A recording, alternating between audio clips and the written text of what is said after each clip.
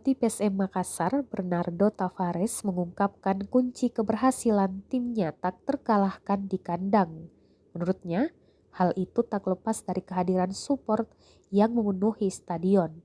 Para pemain pun memiliki energi ekstra ketika bermain, tak kenal lelah demi persembahan 3 poin bagi supporter.